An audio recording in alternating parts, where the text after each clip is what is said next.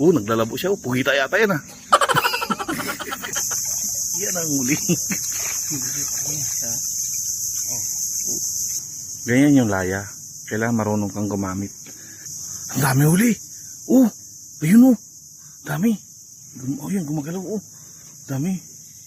Dami putik. Tandaan lang. Tumalo na. Yan na. Malalim?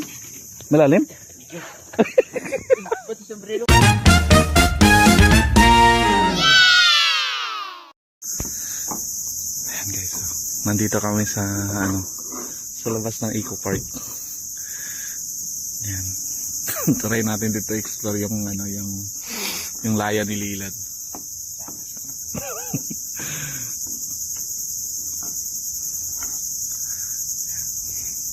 Dito sa kabila.